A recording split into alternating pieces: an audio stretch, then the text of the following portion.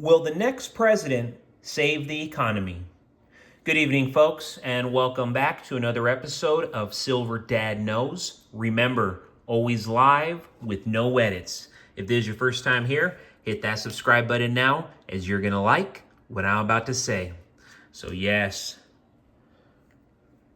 For those who didn't know, Dwight D. Eisenhower is a Texan. He's from Texas. And in my books, being a Texan is as American as it gets. And that has a lot to do with our gun laws and just the way taxes are handled. But I just adore Texas. And I know people from Texas, they're not proud to be from Texas. Blows my mind. I am so proud to be from Texas because it's one of those things where I'm blessed to be an American. I am a Texan by God's grace. So right here I have a 1971 Dwight D. Eisenhower piece. In 1971, the U.S. Mint brought back a dollar-denominated coin for the first time since the Peace Dollar series ended in 1935. Its theme on the verse was to celebrate the life of President and General Dwight D. Eisenhower, nicknamed Ike.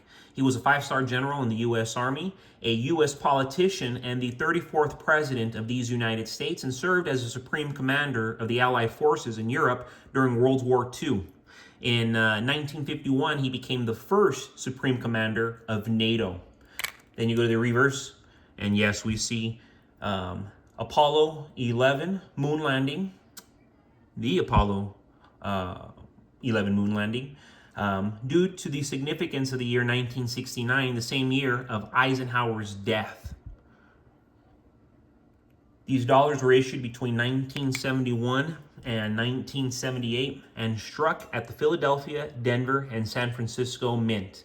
In 1971, the Eisenhower dollar was only released as a special silver collectible and never released into circulation. This special silver version was struck at the San Francisco Mint in uncirculated and proof conditions. So generally when I'm purchasing these right now, I am getting them always uncirculated, and I generally get them, I'm gonna say, because they've been going up, I'm getting them right now for like $9, $10, but they can go all the way up to $20, $30, just depending the condition, of course, the mint.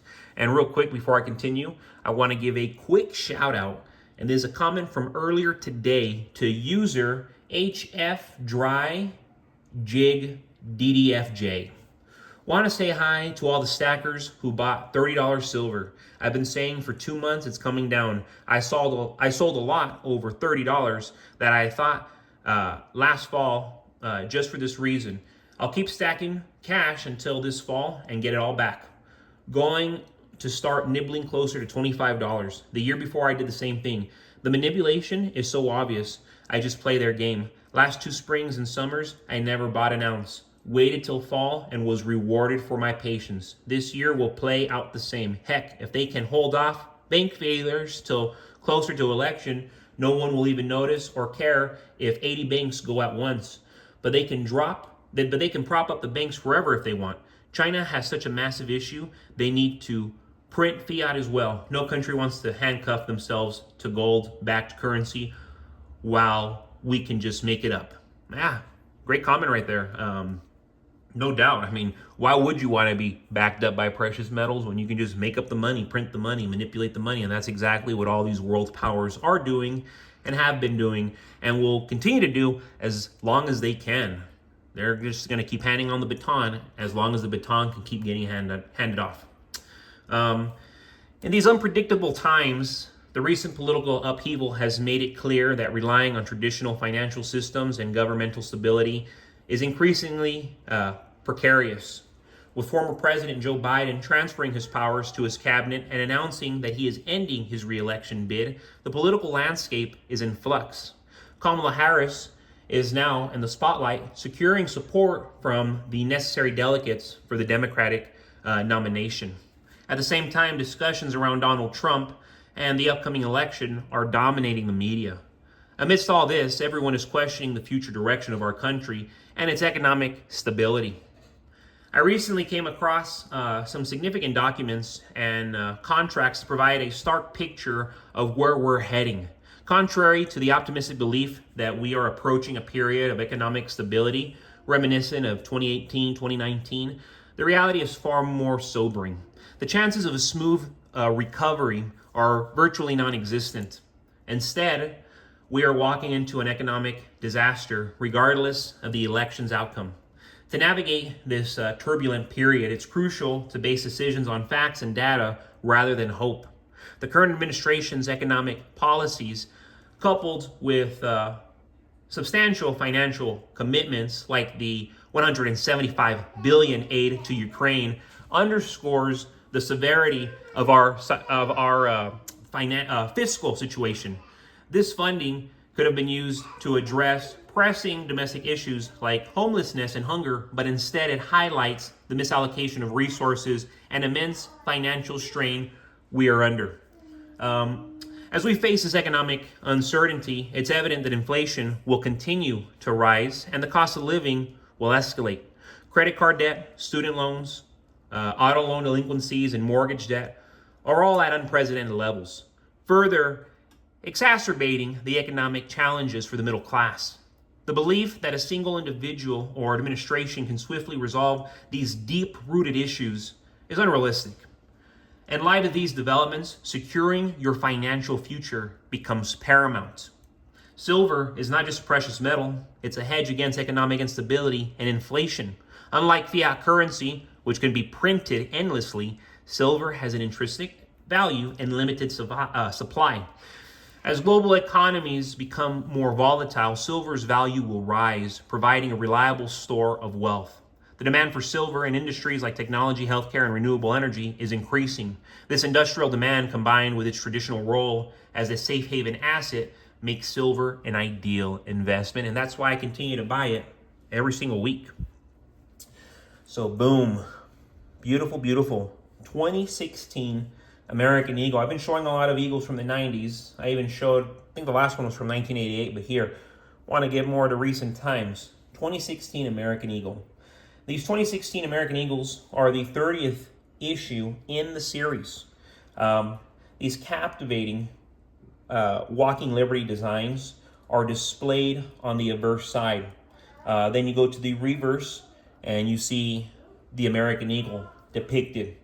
The 2016 release continues the legacy of the iconic American Eagle. The artist, Adolph A. Weinman, A.A. Weinman, brought life to the Walking Liberty design, making it a timeless portrayal, just gorgeous portrayal, showcasing a woman striding away from the sun, adorned in a flowing dress and holding an olive branch.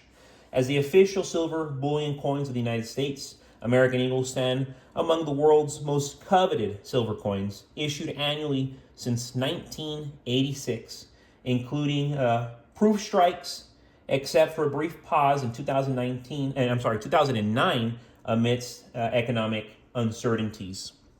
I remember those days, 2008, 2009 as a little kid, and I remember my dad being all dramatic, saying, "Oh, watch what's going to happen, son. We're all going to be drinking out of out of rivers, out of lakes."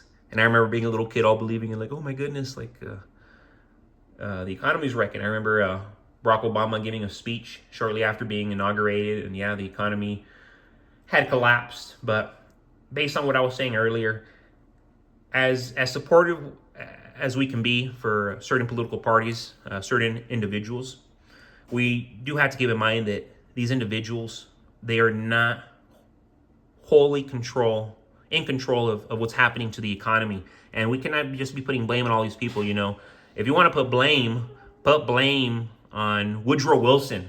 That was over a century ago. You see, it's a bit unnecessary, because, like, okay, we're going to blame somebody who did something 100 years ago, because we're just prolonging it. And that's why, yeah, we want to attack the current leaders, the current administration, the past administration, the future administration, because that's what's going to happen. Whoever gets elected, they're going to blame that person, because there's already experts across the board with very, very solid evidence, disturbing evidence, that the economy is going to crash right after the election. So be prepared, be bold, and be smart.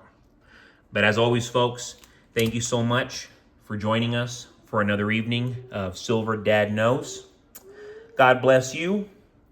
God bless your household. And God bless America.